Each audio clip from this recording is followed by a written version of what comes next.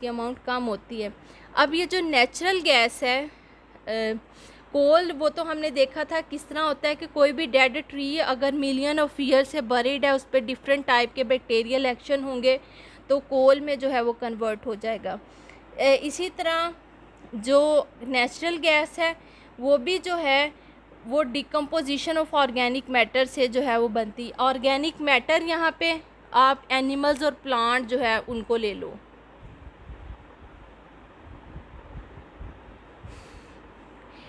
जहाँ पे एक चीज़ आप याद रखें, जहाँ पे आपके पास पेट्रोलियम होगा वहाँ पे अंडरस्टूड आपके पास नेचुरल गैस जो है उसके रिसोर्सेज होंगे या रेजरवायर होंगे।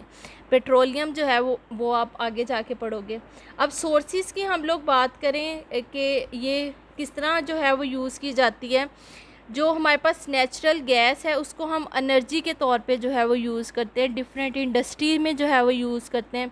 सीमेंट इंडस्ट्री हो गई, फर्टिलाइज़र इंडस्ट्री हो गई, इसी तरह हमारे पास जो है वो मेडिसिन की इंडस्ट्री जो है वो हो गई, फाइबर इंडस्ट्री हो गई। यानी हर इंडस्ट्री में हम लोग अगर हमने कोई भी बर्निंग का प्रोसेस करना है, एनर्जी की ज़रूरत है, तो उसमें हम नेचुरल गैस जो है वो यूज़ करते हैं। इसी तरह डोमेस्टिक पर्पज़ में भी जो है वो नेचुरल गैस जो है वो यूज़ की जाती है। हमारे घरों में जो सुई गैस यूज़ होती है वो नेचुरल गैस होती है। अब थर्ड वन पेट्रोलियम की तरफ हम लोग आएंगे। पेट्रोलियम जो है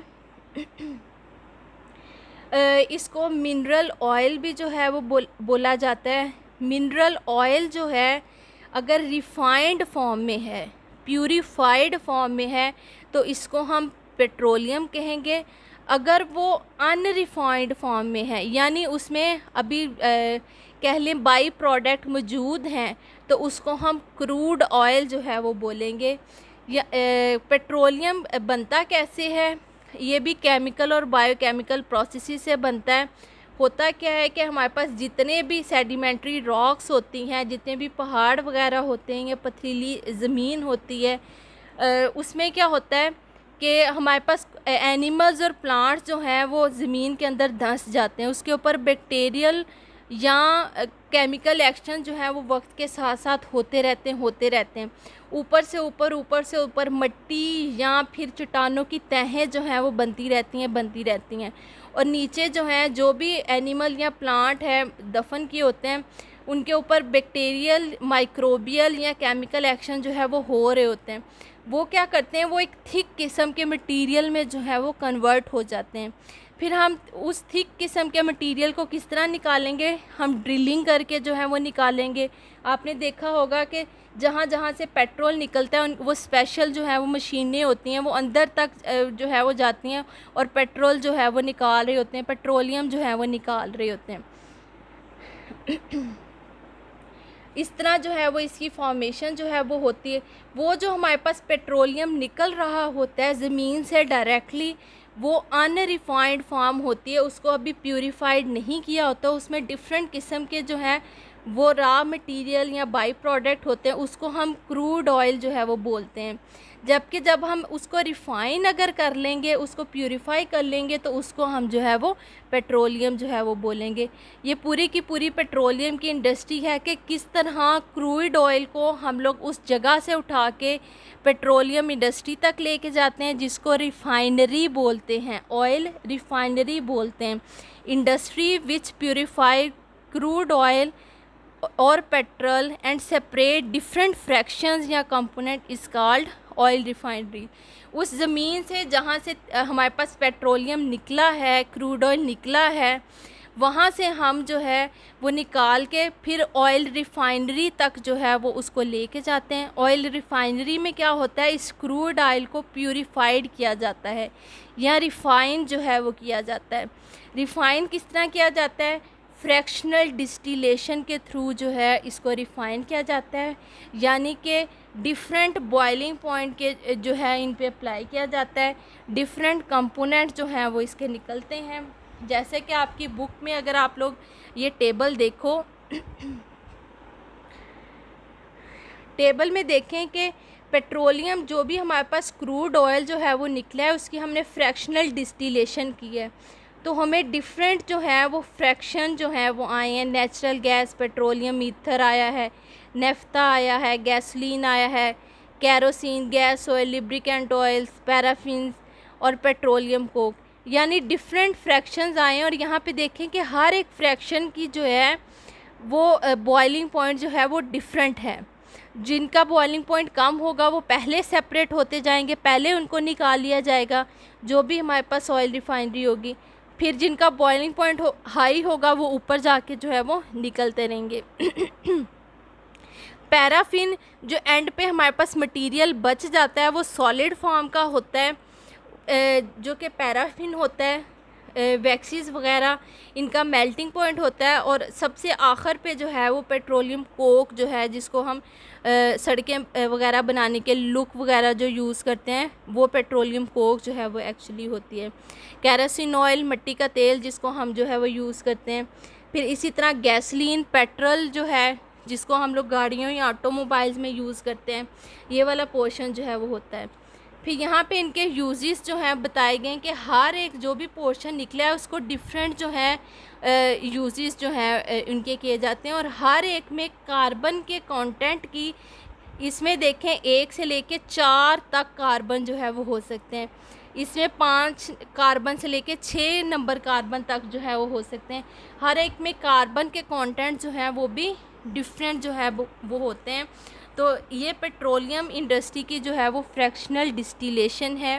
पेट्रोल, जब ज़मीन से हम लोग पेट्रोलियम को निकालते हैं तो उसको जो है हम लोग ऑयल रिफाइनरी तक लेके जाते हैं। ऑयल रिफाइनरी पे उसकी फ्रैक्शनल डिस्टिलेशन होती है। उस फ्रैक्शनल डिस्टिलेशन से हमें डिफरेंट जो है वो फ्रैक्शन या कंपोनेंट जो है वो आते हैं। हर एक का जो है वो डिफरेंट यूजेस होते हैं, हर एक का स्पेसिफिक बॉइलिंग पॉइंट होता है या मेल्टिंग पॉइंट होता है, और कंपोजिशन हर एक की जो है वो स्पेसिफिक जो है वो होती है। अब पाकिस्तान में जो है वो अगर ऑयल रिफाइनरीज़ की बात करें तो पाकिस्तान में इस वक्त 4 बड़ी जो है ऑयल रिफाइनरीज़ काम कर रही हैं। पहली जो है वो अटक ऑयल रिफाइनरी है, जो कि तकरीबन रावलपिंडी के करीब मारगा पॉइंट है, जहाँ पे जो है ये एग्जिस्ट करती है। और इससे तकरीबन जितना भी हम लोग पेट्रोल निकालते हैं वो 1.25 मिलियन टन्स के करीब होता है। पेट्रोल तो नहीं कहूँगी, सारी प्रोडक्ट चूँकि फ्रैक्शन में निकलती हैं, तो सारी की सारी जो भी हमारे पास प्रोडक्ट निकलती हैं ये सारी की सारी वो 1.25 मिलियन टन तक जो है हम ये प्रोडक्ट जो है वो लेते हैं। फिर इसी तरह कराची के करीब जो है वो 2 ऑयल रिफाइनरीज़ जो हैं वो इस वक्त वर्किंग कंडीशन में है, जिससे तकरीबन 2.13 मिलियन टन तक जो है वो हम लोग डिफरेंट फ्रैक्शंस जो हैं वो लेते हैं। और फोर्थ जो है वो पाक अरब रिफाइनरी है, ये मुल्तान के करीब जो है वो महमद कोट वहाँ पे जो है ये वर्किंग कंडीशन में है। इस वक्त सबसे बड़ी जो है वो अटक ऑयल रिफाइनरी है जो पाकिस्तान में जो है वो काम कर रही है। इसके बाद जो है वो 3 मेजर ऑयल रिफाइनरीज़ हैं जो पाकिस्तान में काम कर रही हैं। अपने लेक्चर को जो है वो मैं सम अप करूँ तो आज हम लोगों ने जो है वो सोर्सेज ऑफ ऑर्गेनिक कंपाउंड जो है उनको डिस्कस किया है। सोर्सेज जो हैं वो 2 तरह के हैं, नेचुरल और सिंथेटिक। नेचुरल को फर्दर फिर हम लोग लेके चले थे। नेचुरल जो है उसमें लिविंग भी आ जाते हैं और नॉन लिविंग भी। लिविंग में जो है वो आप लोगों ने देखा होगा कि हम डिफरेंट जो हैं वो ऑर्गेनिक कंपाउंड ऑब्टेन करते हैं, जबकि जो डेड है अगर फॉसल फ्यूल्स जो हैं उसमें 3 मेजर जो हैं पेट्रोलियम, कोल और नेचुरल गैस जो है उसको हम लोगों ने स्टडी किया। कोल में हम लोगों ने देखा कि डिफरेंट जो है वो स्टेप बाय स्टेप जो है वो कोई भी डेड ट्री या प्लांट जो है वो डिफरेंट स्टेप के ज़रिए जो है वो मेन कार्बन कंटेंट एंथ्रासाइड की फॉर्म में जो है वो कन्वर्ट हो जाता है। हर एक के जो है वो डिफरेंट यूजेस हैं। फिर इसी तरह हम लोगों ने जो है वो देखा कि जब इन जो भी हमारे पास कोल आया है उसकी डिस्ट्रक्टिव डिस्टिलेशन करें तो हमारे पास कौन कौन से कंटेंट जो है वो आते हैं। जब फ्रैक्शनल डिस्टिलेशन की तो हमारे पास कौन कौन से कंटेंट जो हैं वो आते हैं। फिर हमने इसके रिसोर्सेज जो हैं वो पाकिस्तान में डिस्कस किए कि ये कितने जो है इसके रिसोर्सेज हैं। फिर नेचुरल गैस की तरफ हम लोग आए। नेचुरल गैस हमने देखा कि जितने भी लो बॉइलिंग पॉइंट के हाइड्रोकार्बन्स हैं उनको हम नेचुरल गैस जो है वो कंसीडर किया जाता है। और नेचुरल गैस को मोस्टली एनर्जी पर्पसेस के लिए जो है वो यूज़ किया जाता है। फिर पेट्रोलियम की बात की हम लोगों ने। एक बात आप हमेशा याद रखें कि जहाँ पे भी पेट्रोलियम इंडस्ट्री होगी, जहाँ पे भी पेट्रोलियम की प्रोडक्ट जो है वो निकलेगी, वहाँ पे नेचुरल गैस का निकलना जो है वो लाजिम है।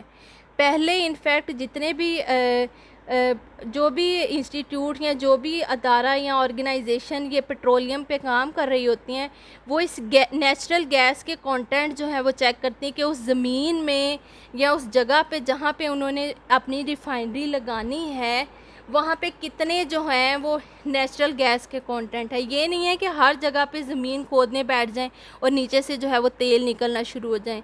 उनके पास ऐसे इंस्ट्रूमेंट होते हैं जो कि ज़मीन पे जो है वो जब अंदर जाते हैं तो देखते हैं कि ज़मीन में इतने नेचुरल गैस के कंटेंट हैं। अगर नेचुरल गैस के कंटेंट ज़्यादा होंगे, डैट मीन वहाँ पे पेट्रोलियम जो है वो ज़्यादा मकदार में जो है वो पाया जाएगा। क्योंकि जब जो भी डेड ऑर्गन वहाँ पे मौजूद है, जब उस पर बायोकेमिकल एक्शन होगा या केमिकल एक्शन होगा तो नतीजे में गैसेस जो हैं वो निकलती जाएंगी। वो गैसेस उस जगह पे डेंस होती जाएंगी, कंडेंस होती जाएंगी। और जब हम उस जगह पे कोई भी मशीन वगैरह जो है उसे ड्रिलिंग करेंगे तो वो जो नेचुरल गैस होगी वो प्रेशर की सूरत में ऊपर आएगी। उस प्रेशर को मेजर किया जाता है। अगर तो नेचुरल गैस का प्रेशर ज़्यादा है तो कहेंगे यहाँ पे पेट्रोलियम जो है वो ज़्यादा है, तो वहाँ पे जो है वो अपना सारा प्रोसेस जो है वो स्टार्ट करते हैं, जो भी उनकी मशीनरी है, जो भी उनकी रिक्वायरमेंट जो है वो होती है।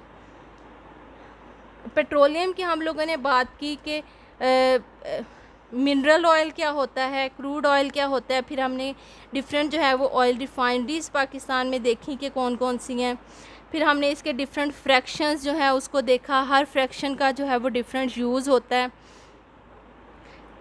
अब पूरे लेक्चर में अगर किसी स्टूडेंट को कोई प्रॉब्लम है तो वो अपने अपने व्हाट्सएप ग्रुप में जो है वो अपनी टीचर से जो है वो पूछ सकता है। और आप लोगों की एक छोटी सी होम असाइनमेंट की है, आपने जो करके आनी है, ये